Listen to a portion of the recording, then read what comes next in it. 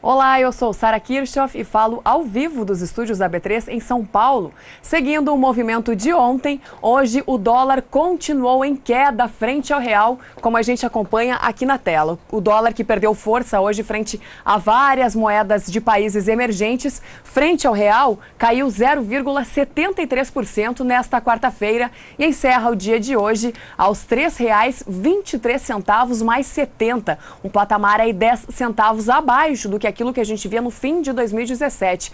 Dólar comercial, portanto, mais uma vez em queda nesta quarta-feira. Dólar em queda, índice Bovespa em alta. Ontem, o principal índice da Bolsa de Valores bateu um recorde, atingindo 76.891 pontos. E hoje essa marca está sendo superada mais uma vez, com uma alta de 0,19%, chegando aí às 5h31 da tarde aos 78.037 pontos. O mercado fecha logo mais às 18 horas, mas já mostra essa tendência de um novo recorde histórico para o principal índice da Bolsa de Valores de São Paulo.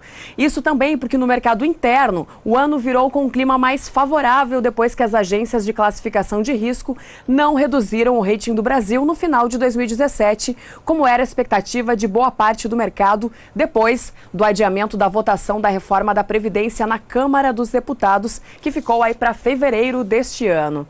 E as ações da Petrobras, que ontem apareciam em alta, hoje começaram o dia em queda e agora estão em alta mais uma vez aqui na Bolsa de Valores de São Paulo. Neste momento, as ações preferenciais da petroleira aparecem com uma alta de quase 1%, com o papel negociado por R$ 16,70. A estatal recebeu uma autuação da Receita Federal e propôs um acordo para dar fim à ação coletiva de investidores nos Estados Unidos. O valor da ação chega perto de 3 bilhões de dólares. Hoje, então, os papéis da petroleira começaram o dia em queda, agora estão em alta. E essa class action, como é chamada, foi movida por investidores em decorrência de perdas provocadas pela estatal em decorrência daquelas perdas da companhia no envolvimento dos desvios relatados pela Operação Lava Jato. Portanto, isso impactou hoje também no mercado. Mas agora, neste momento, as ações preferenciais da Petrobras aparecem em alta de 0,90%, como a gente viu aqui na tela. E Roraima é o estado brasileiro considerada a nova fronteira agrícola do país. A repórter Rosa Cabral mostra um pouquinho mais desse pedaço do Brasil.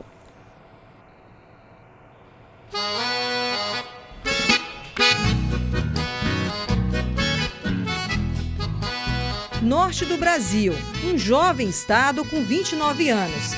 A localização geográfica, Roraima. A capital, Boa Vista. Região com potencial econômico para agricultura e pecuária. Tendo a favor da produção o posicionamento entre 3 fronteiras, estado do Amazonas e dos países vizinhos Venezuela e a Guiana Inglesa, o estado se beneficia da logística e está sendo considerado a nova fronteira agrícola do Brasil. É o que conta o secretário de Agricultura do estado. Então, essa posição geográfica do estado de Roraima ela é privilegiada. Para todos esses, tanto para o Amazonas como para a Guiana, como para a Venezuela, temos estradas asfaltadas, bem sinalizadas, então estamos de portas abertas aqui para escoar a nossa produção. E o campo que alimenta a cidade é o nosso destino. A viagem é distante, 70 quilômetros de Boa Vista.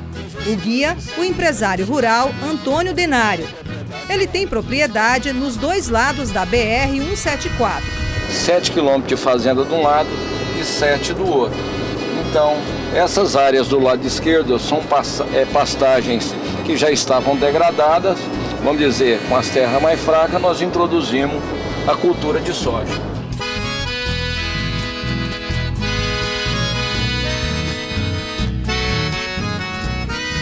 Era ano de 1991, quando ele deixou o Goiás para fazer novos investimentos. A mira foi a região de Iracema.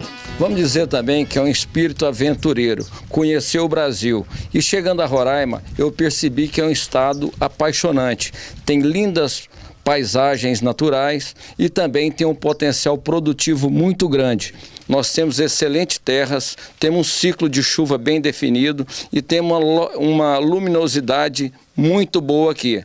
Roraima é o único estado do Brasil que está localizado acima da linha do Equador e a gente tem um ciclo de chuva aqui também em período diferente do restante do Brasil. E além do mais, as terras são férteis e com valor comercial muito abaixo do que o preço de mercado do restante do Brasil. E com a visão de empreendedorismo, uniu grãos e carne a campo na mesma terra. Engorda que nós estamos praticando aqui na fazenda, engorda a pasto somente com proteinado no coxo. E também no trabalho que nós estamos fazendo de integração lavoura-pecuária, nós já vamos começar para a próxima safra a engorda em regime de semi-confinamento. E aqui no estado também, para antecipar o ciclo, nós já temos produtores que estão fazendo o confinamento do boi também. O agricultor diz que o potencial de produção do estado está se expandindo, se referindo à safra de soja que alavancou nos últimos 4 anos. Saiu da casa de 12 mil hectares para mais de 30 mil. Esse ano passou para 32 mil hectares. Nós somos o estado que tivemos o maior índice de área aumentada em relação aos anos anteriores. E a expectativa de crescimento é muito grande, devido ao grande número de investidores que têm vindo para o nosso estado comprar terra para fazer agricultura e também para produzir carne também. E nós temos a expectativa, num curto espaço de tempo, já está plantando mais de 100 mil hectares e nós temos um potencial muito grande para crescer na agricultura. Nós podemos chegar aí a 1 milhão, 2 milhões de hectares de agricultura aqui no estado. E aproveitando o potencial, está o agricultor catarinense Sid Clay. Há 3 anos, veio em busca de oportunidades e encontrou. De ameia com seu Antônio, está tocando a vida por aqui e, diga-se de passagem, na boa mesmo. Trabalhando de sol a sol no conforto da colheitadeira moderna. Aqui tem tudo o que a gente precisa aqui, é uma máquina excelente. Fertilidade de solo muito bom, muito excelente mesmo. Valeu estar por aqui 2 anos? Valeu a pena e está valendo. E a gente espera que continue assim. Ou seja, o investidor que vir por aqui vai encontrar boa terra, boa produtividade? Com certeza, eu aposto que sim. Não vai se decepcionar com o local, não. Fazendo rodízio de culturas, eles têm elevado o número da produção. Em 2016, a soja de primeiro ano foi colhida 50 sacos por hectare. E neste ano, fechou o calendário com a colheita de 60 sacos. A boa produtividade, assegura o seu Antônio, é devido ao melhoramento da qualidade da terra e do manejo. Nesta área é possível ver o exemplo. Saiu a soja e já entrou o capim. Nesta outra parte da fazenda, o milho está saindo para a safrinha entrar. Aqui é a de boi. Nós devemos ter uma produtividade em torno de 120 sacos de milho por hectare. Nós temos aqui plantado junto o capim braquiara, que é na variedade marandu, que logo hoje, depois da colheita, a gente já vai colocar o lote de boi aqui em cima para fazer a engorda desses bois. Como é que é a lotação aqui?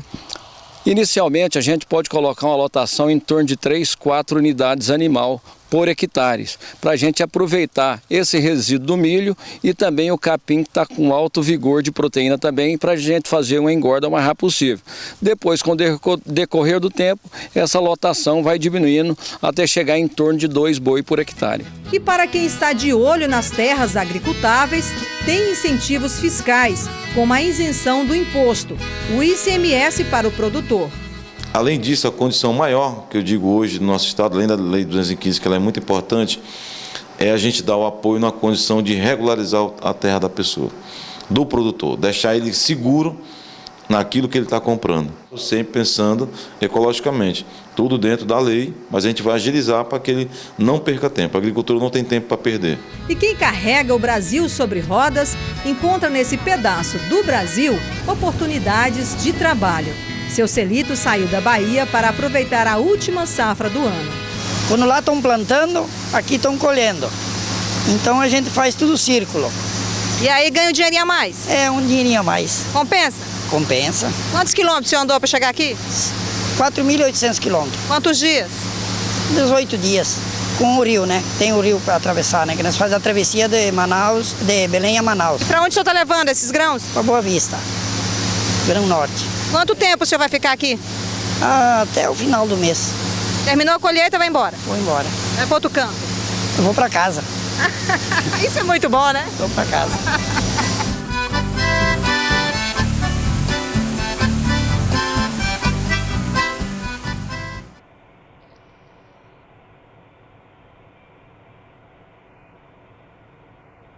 É a agricultura brasileira se espalhando aí para todos os lados. O Mercado do Campo faz um rápido intervalo e daqui a pouquinho a gente volta com os fechamentos do café para esta quarta-feira e com a expectativa para o mercado do trigo para 2018. Nós já voltamos.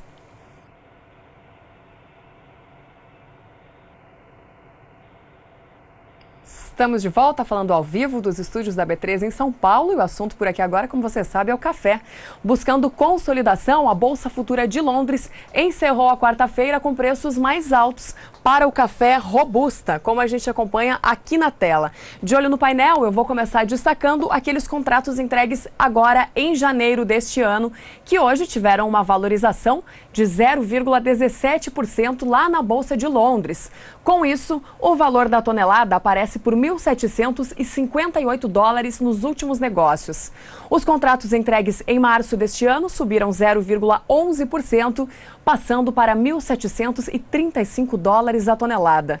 Os contratos entregues em maio tiveram pouca variação, uma variação positiva de 0,05%, próxima da estabilidade, portanto, e com isso, o valor para o contrato de maio ficou em $1.741 a tonelada.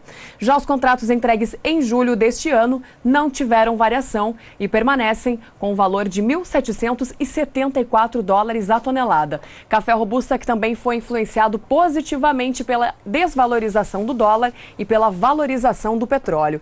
Diferente do café arábica, que hoje teve um dia de quedas significativas na Bolsa Futura de Nova York. De olho no painel mais uma vez, contratos entregues em março em queda de 1,22%, passando para $1,28 por libra-peso nos últimos negócios. Contratos entregues em maio em queda de 1,09% por $1,30 por libra-peso.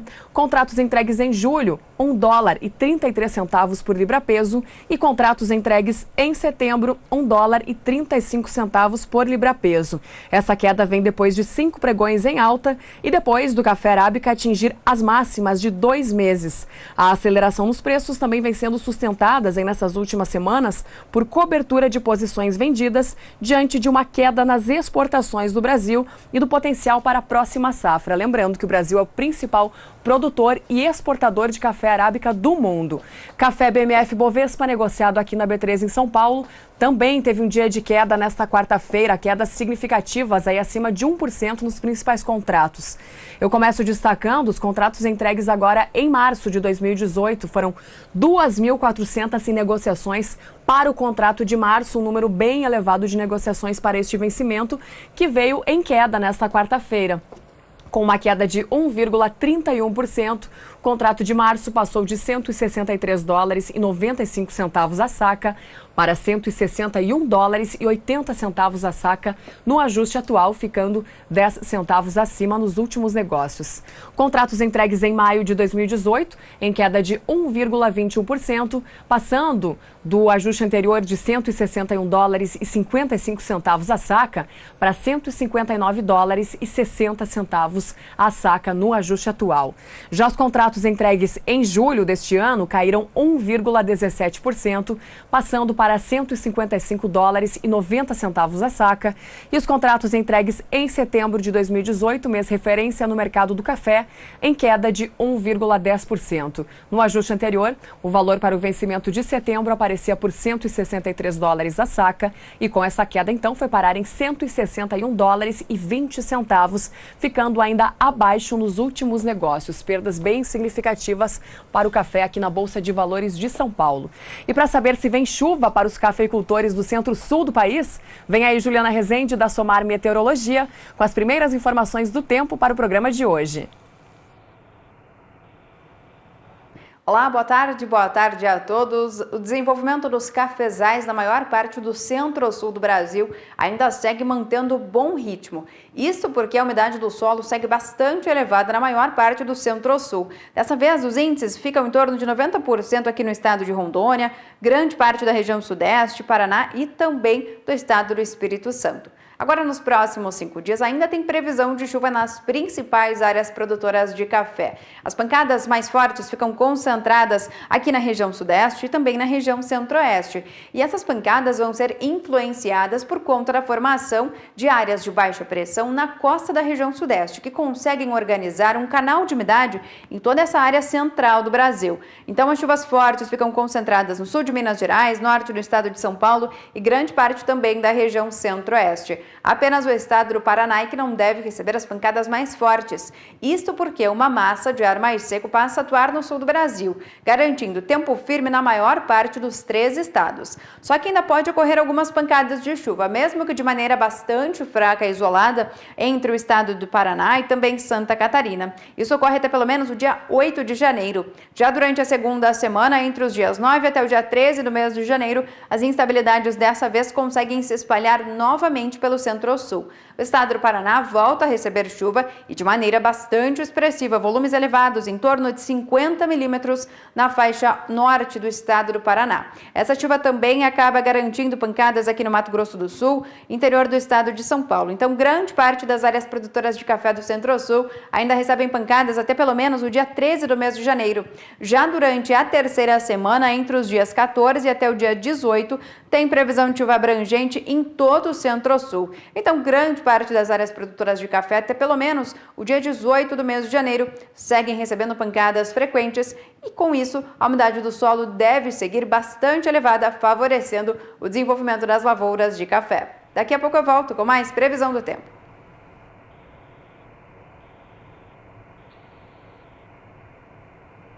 Tá certo, Juliana Rezende. Aqui na cidade de São Paulo, estado de São Paulo, a chuva vem marcando presença forte nos últimos dias. E o assunto por aqui agora é o trigo. A produção de trigo na temporada 2016-2017 ultrapassou 6 milhões de toneladas, atingindo aí um recorde histórico. Mas isso não impediu as importações dos cereais, que atingiram 7 milhões de toneladas, segundo Safras e Mercado. O mercado nacional também foi prejudicado por uma oferta acima do esperado, além de um câmbio relativamente em baixa, e o cereal importado acabou dificultando a competitividade do trigo nacional. Já no segundo semestre do ano, a temporada 2017-2018 começou sofrendo com as intempéries, que prejudicaram a produção nacional, resultando em uma queda de 35% em comparação com o ciclo anterior, passando das mais de 6 milhões de toneladas e meia para 4,3 milhões de toneladas. Para 2018, o cenário é de preços mais altistas para o produto, pelo menos nesse comecinho de ano, é o que diz Safras e Mercado. A possibilidade é porque agora a disponibilidade do trigo está ficando menor no cenário doméstico. As informações foram divulgadas pela agência CMA. Já o CPEA, o Centro de Estudos Avançados em Economia Aplicada, acredita que os preços do trigo não devem subir em 2018 no mercado físico. Os pesquisadores dizem que a relação estoque-consumo está no maior nível desde os últimos 18 anos. Ainda segundo os consultores do CPEA, compradores e consumidores são favorecidos por esse cenário, mas a rentabilidade dos produtores segue pressionada. Quanto à área a ser plantada, o CPEA diz que a concorrência com o milho, segundo a safra, continuará sendo fator de impacto, especialmente nos estados do Paraná, Mato Grosso do Sul e também no sudeste do país. Já no sul do Brasil, os produtores estão buscando outras culturas de inverno. E aqui na Bolsa de Valores eu conversei com o presidente da Câmara Setorial do Trigo, Maurício Giraldelli, que conta como que o Estado fez para contornar esse cenário menos otimista e o que deve fazer aí para 2018 para que as coisas fiquem um pouquinho melhores do que aquilo que foi visto agora no ano passado, 2017. Vamos ouvir o que ele disse. Maurício Giraldelli, presidente da Câmara Setorial do Trigo, seja bem-vindo ao SBA. Um ano complicado para a cadeia do trigo, né? Sem dúvida, foi um ano bem difícil, não só para a cadeia do trigo, né, para a economia de uma forma geral. A gente teve uma quebra de safra bem significativa no Rio Grande do Sul e no sul do Paraná. Primeiro teve já a diminuição diária, né, que passou dos 10%, depois a quebra na safra ainda para piorar. Exatamente. Mas, em compensação, a gente vê os nossos irmãos argentinos com uma safra excepcional esse ano, que deve ajudar muito o Brasil na questão de demanda do trigo. Como é que fica a questão para o produtor esse ano com essa quebra da safra? Ele está diminuindo aí as esperanças em relação ao trigo e migrando para outras culturas cada vez mais? Então, para 2018, a expectativa é que haja uma redução da área plantada de trigo em detrimento de todas essas questões que nós tivemos em 2017 e também pelo milho estar mais apreciado que o trigo. Ele deve perder um pouco de área por o milho, sem dúvida nenhuma. E a quebra na safra, especialmente no Rio Grande do Sul, se deve principalmente ao volume de chuvas no período da colheita, Sem dúvida nenhuma. Nós tivemos chuvas históricas para esse período. Tipo de coisa que não tem que contornar, né? Como contornar? O produtor está sempre lá rezando e conversando com São Pedro para que colabore, né? Infelizmente, a agricultura é uma indústria a céu aberto, né? Existem essas intempéries climáticas que ninguém pode controlar, né? Maurício, entrada do trigo da Rússia é uma possibilidade aí, né, de acordo com o ministro da Agricultura, Blairo Maggi, que já teria inclusive autorizado para que ela começasse no ano que vem. Como é que fica para o produtor, como é que fica para a nossa cadeia do trigo aqui no Brasil? Olha, a minha opinião como consumidor de trigo é pouco provável que o Brasil importe trigo russo. Não por questão de qualidade, etc., mas pela uma questão comercial. Basicamente, o Brasil é um grande importador de trigo argentino e hoje o preço de um trigo argentino está $40 na média abaixo de um trigo russo. Então, ele é um trigo que não vai ter demanda nos níveis atuais de preço. E essa grande entrada do trigo argentino desvaloriza o nosso trigo aqui no Brasil? Como é que fica para o produtor esse repasse? Olha, hoje o trigo argentino é um dos trigos mais baratos do mundo. Então, a Argentina ela vem buscando novos mercados nos últimos tempos, fez com que isso desse mais liquidez para os produtores argentinos. Ou seja, se a gente está competindo com alguns outros mercados, a tendência é que o preço tenha uma certa alta, né? Tanto que esse ano a gente não viu preço de trigo argentino muito baixo. Eles testaram alguns níveis em $168, mas mesmo em plena colheita, o trigo está sendo vendido numa média de $175 no porto, que dá uns $150 mais ou menos ao produtor. E eles têm a vantagem tributária na compra dos insumos, né? Que o produtor brasileiro é o que mais paga no fim da conta. Sim, aqui falar em tributo no Brasil chover no molhado, né? Aí o produtor tem que sempre fazer aquela gestão, né? Aquela preparação, não tem jeito, ele já sabe, mas é sempre bom ouvir e continuar monitorando tudo isso, né? Sim. E ademais a Argentina, com a queda na tributação das exportações, primeiro foi no trigo e milho, agora começa em janeiro da soja, eles devem reduzir cerca de 12% o imposto da soja, que vai ser gradual, mês a mês vai cair 0,5%. No trigo já aconteceu, e isso fez com que os produtores se animassem e investissem na cultura. E sempre que se abre as portas para um novo mercado, como essa possibilidade da Rússia, você acredita que não, mas ainda existe essa possibilidade, há uma grande preocupação também com a entrada de novas pragas aqui para o Brasil, né? Sim, sem dúvida nenhuma. Sem dúvida nenhuma. O Brasil já chegou a importar trigo russo. No Brasil já entrou trigo do leste europeu, Rússia, Polônia, Ucrânia já exportaram trigo para o Brasil. Nós não tivemos nenhum tipo de problema com praga quarentenária, nada disso. Mas sempre, o que eu disse, na mesma paridade de preço, o importador brasileiro ele vai preferir importar um trigo argentino, por ser muito menos burocrático e ele já conhecer todos os trâmites legais para desembaraçar o trigo nas fronteiras brasileiras. Certo. Além da entrada das novas pragas que a gente falou, também da quebra da safra, diminuição da área plantada, a gente também pode destacar que, apesar de todo esse cenário, teve uma melhora significativa na qualidade das sementes e especialmente aqui no estado de São Paulo, né, Maurício? Sem dúvida nenhuma. A gente está trabalhando desde 2013, buscando criar novas variedades junto com a pesquisa. É a primeira vez que eu vejo pesquisa e indústria conversando, dando um melhor apoio ao produtor rural, fazendo ele pensar um pouco fora da porteira, e nós conseguimos desenvolver novas variedades que são excelentes para o consumo da indústria. Que já estão disponíveis no mercado. já começam a estar disponíveis na próxima safra. Ah, perfeito. A projeção aí para a próxima safra, qual que é? No estado de São Paulo, a gente acredita que tem uma manutenção diária. Ou seja, a gente deve colher as 250 mil toneladas que a gente vem colhendo nos últimos 2, 3 anos. Tá certo. Maurício, para terminar, a gente vinha acompanhando aí os preços do trigo ao longo do último mês, especialmente aí em novembro, início de dezembro.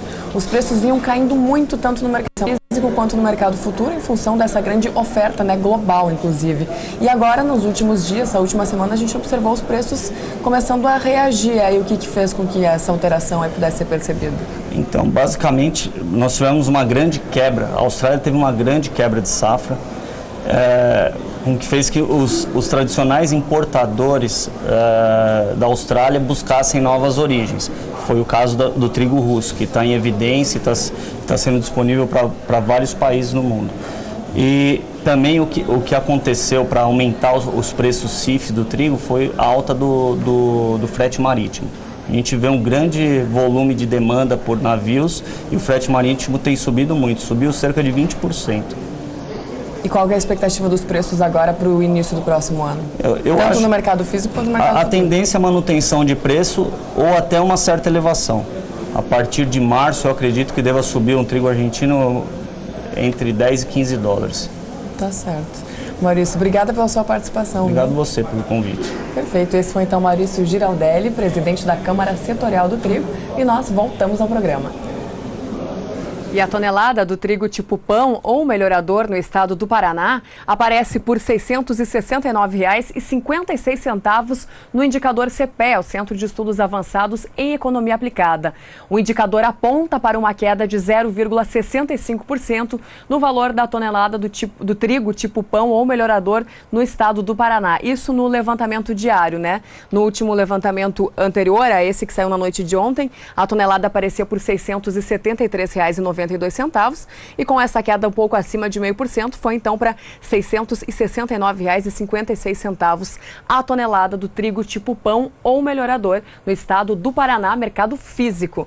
Também no mercado físico, mas o trigo tipo brando no estado do Rio Grande do Sul teve uma alta no último levantamento diário do CPEA, uma alta um pouco acima de 0,5%. O valor da tonelada que no dia 28 de dezembro aparecia por R$ 587,97, com essa alta foi para R$ 590,44, segundo o indicador CPEA para o trigo tipo brando no estado do Rio Grande do Sul, também mercado físico. E o trigo no mercado futuro, na Bolsa de Chicago, hoje teve um dia de altas. Eu vou começar destacando os contratos que vencem agora em março deste ano, que hoje tiveram uma alta de 0,57% e aparecem por $4,36 o bushel nos últimos negócios. Essa foi a segunda sessão seguida de alta para o trigo na Bolsa de Chicago e o mercado vem reagindo aí aos temores das baixas temperaturas nos Estados Unidos. Os contratos entregues em maio deste ano tiveram uma alta de 0,44% e foram para $4,48 o bushel. Contratos entregues em julho em alta de 0,21% por $4,60 o bushel e contratos entregues em setembro deste ano em alta de 0,21%, passando para $4,73 o bushel. Dia de alta, portanto, para o trigo no mercado futuro, lá na Bolsa de Chicago. O mercado do campo faz um rápido intervalo e daqui a pouquinho a gente volta com os fechamentos do algodão, da soja, do milho e com mais previsão do tempo para você. Não saia daí.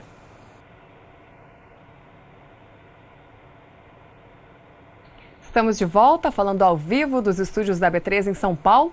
Agora 6h09, horário de Brasília. O assunto por aqui agora é o algodão. O ano de 2018 começou favorável para os preços do algodão, tanto no mercado físico, indicador CPEA, como também no mercado futuro, lá na Bolsa de Nova York. De olho no painel, eu começo destacando o preço do algodão no indicador CPEA, o Centro de Estudos Avançados em Economia Aplicada. No dia 28 de dezembro, o preço do algodão pluma aparecia por R$ 2,25 $2,66 por libra-peso. Mas ele teve uma alta nesse primeiro levantamento diário, agora do ano de 2018, uma alta de quase 1%, e o valor do algodão em pluma foi para R$ 2,68 por libra-peso no indicador CPEA, onde o algodão vem, portanto, em alta aqui no mercado doméstico. No mercado futuro, como eu já antecipei nesta quarta-feira, algodão teve alta hoje também lá na Bolsa de Nova York.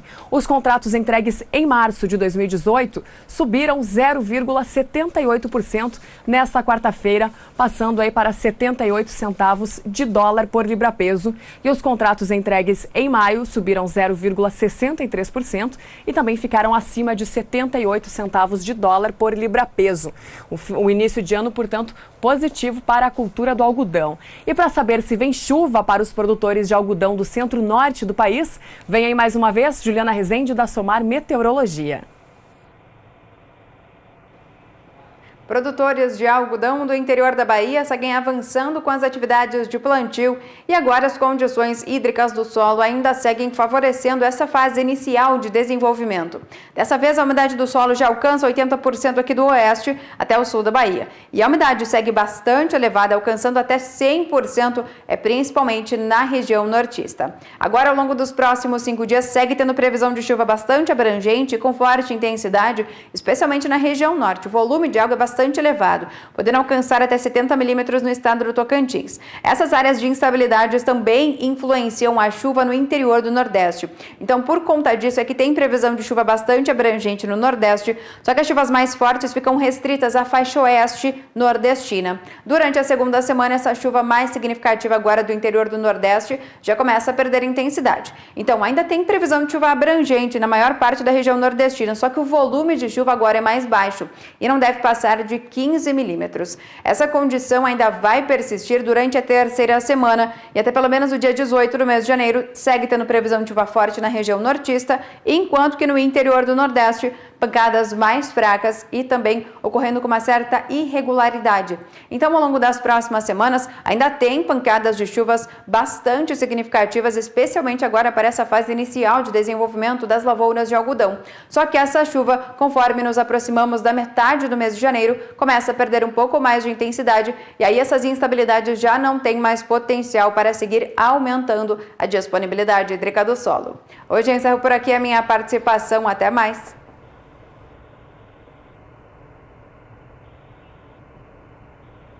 Até mais, Juliana. E a preocupação com o clima seco na Argentina sustentou as cotações da soja hoje na Bolsa de Chicago, que veio aí na terceira sessão seguida de alta. De olho no painel, eu vou começar destacando os contratos que vencem agora em janeiro deste ano, que hoje tiveram uma valorização de quase 0,5%, passando para $9,59 o bushel nos últimos negócios. Os contratos entregues em março de 2018 subiram 0,41%, ficando em $9,68 o bushel. Contratos entregues em maio, alta de 0,38%, passando para $9,79 o bushel. E contratos entregues em julho de 2018, em alta de 0,32%, passando para $9,89 o bushel. Apesar dessas altas, ainda a soja no mercado futuro, lá na Bolsa de Chicago, ainda está abaixo daqueles patamares de $10 o bushel que a gente via aí em novembro do ano passado. Sempre aí abaixo dos $9, em torno dos $9 o bushel, e não mais 10 como a gente via antes. Soja BMF Bovespa negociada aqui na B3 em São Paulo, também em dia de alta nesta quarta-feira, 3 de janeiro. Os contratos entregues em março deste ano subiram 0,52% nesta quarta-feira. No ajuste anterior, o valor da saca aparecia por $21,26 e no ajuste nos últimos negócios, a gente não tem o ajuste atual, nos últimos negócios aparece por $21,37 o valor da saca para março. Já os contratos entregues em maio tiveram uma alta de 0,23% nesta quarta-feira. No ajuste anterior, o valor da saca aparecia por $21,51 e nos últimos negócios, $21,56. E as vendas técnicas pressionaram as cotações do milho hoje na Bolsa de Chicago, que, diferentemente da soja, tiveram um dia de perda perdas nos principais contratos, mas perdas pouco significativas aí, com os principais contratos ainda muito próximos da estabilidade, com um valor parecido com aquilo que a gente viu ontem. De olho no painel, começo destacando os contratos que vencem em março deste ano. Hoje o contrato de março caiu 0,07% e nos últimos negócios aparece por $3,53 o bushel. Contratos entregues em maio não tiveram nenhuma variação e permanecem por $3,61 o bushel. Contratos entregues em julho tiveram uma desvalorização de 0,06%, assim como o contrato de setembro, e o contrato de julho então ficou em $3,69 o bushel e os contratos de setembro em $3,77 o bushel. Para encerrar, milho BMF Bovespa negociado aqui na B3 em São Paulo. Nos principais contratos, tudo igual ao que a gente viu ontem, sem variação. De olho no painel, contratos entregues em janeiro deste ano permanecem aí por R$ 33,20 a saca no ajuste atual, subindo 10 centavos nos últimos negócios. Contratos entregues em março ficaram então com o mesmo valor de ontem, em R$ 34,10 a saca, no ajuste atual, e nos últimos negócios, 10 centavos abaixo para o contrato de março deste ano. Contratos entregues em maio também ficaram operando dentro da estabilidade nesta quarta-feira, com valor de R$ 33,85 a saca no ajuste atual e de R$ 34,05 nos últimos negócios. E os contratos entregues em setembro deste ano tiveram uma leve queda hoje de 0,09%, onde o valor da saca passou de R$ 32,18 para R$ 32,15 no ajuste atual e assim também permaneceu nos últimos negócios. E com isso eu encerro o Mercado do Campo de hoje, lembrando que eu volto amanhã às 5h35 da tarde com mais informações de mercado para você. Fique agora na companhia de Jorge Zaidan no programa Pecuária BR. Uma boa noite para você.